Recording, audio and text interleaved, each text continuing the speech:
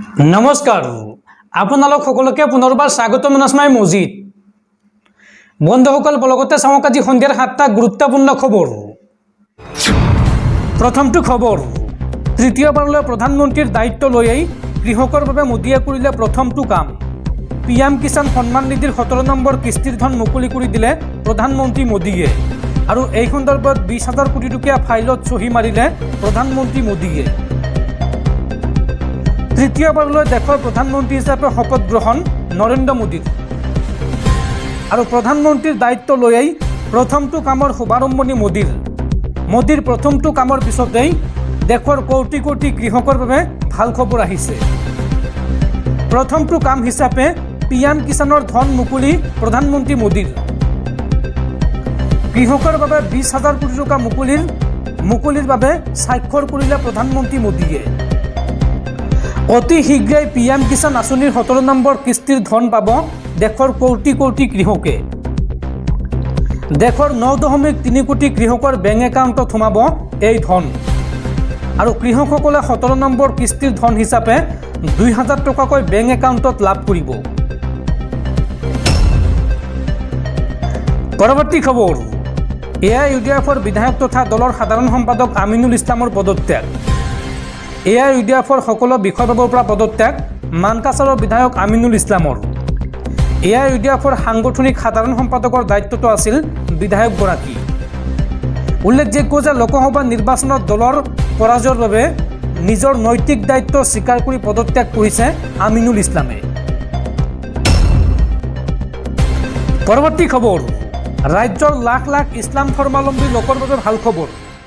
অহা 17 জুনত পালন কৰা হ'ব পবিত্ৰ ঈদ-উল আজহা। এই কথা আনুষ্ঠানিকভাৱে আজি ঘোষণা কৰিছে কেন্দ্ৰীয় হিলাল কমিটি অসমে। ৰাজ্যৰ লাখ লাখ ইছলাম ধৰ্মাৱলম্বী লোকৰ বাবে ভাল খবৰ। 17 জুন সোমবাৰে পালন কৰা হ'ব পবিত্ৰ ঈদ-উল আজহা।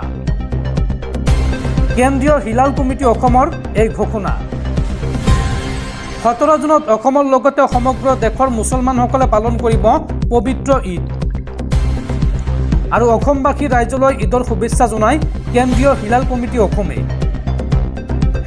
বন্ধুসকল, তাৰপিছত 4 নম্বৰ খবৰটো জনোৱাৰ আগতে আপোনালৈ এটা সৰু ৰিকুৱেষ্ট, যদি তেওঁলোকে এইটো ভিডিঅ'ত লাইক কৰা নাই তেন্তে প্লিজ এটা লাইক কৰি দিয়ক আৰু এনেকুৱা ধৰণৰ নতুন নতুন ভিডিঅ' পাবলৈ চেনেলটো ছাবস্ক্ৰাইব কৰি কাষত থকা বেল আইকনটো প্ৰেছ কৰি ৰাখক। পৰৱৰ্তী খবৰ, স্বাধীন ভাৰতৰ ইতিহাসত এয়াই প্ৰথম কেন্দ্ৰীয় কেবিনেটত এইবাৰ নাই এজনো মুছলমান মন্ত্ৰী। এইবাৰ গঠিত হোৱা মোদী মন্ত্ৰীসভাত এজনো মুছলমান মন্ত্ৰী নাই। দেশ স্বাধীন হোৱাৰ পিছত প্ৰথমবাৰলৈ কেবিনেট মন্ত্ৰীত এজনো মুছলমান নাই। এইবাৰ মোদী মন্ত্ৰীসভাত নাই এজনো মুছলমান প্ৰতিনিধি। 72 জনীয়া মোদীৰ মন্ত্ৰীসভাত সংখ্যালঘু মুছলমান শূন্য। মোদীৰ প্ৰথম কাৰ্যকালত মন্ত্ৰীসভাত আছিল 3 গৰাকী মুছলমান মন্ত্ৰী আৰু দেশ স্বাধীন হোৱাৰ পিছত প্ৰথমবাৰলৈ কেন্দ্ৰীয় কেবিনেটত নাই এজনো মুছলমান।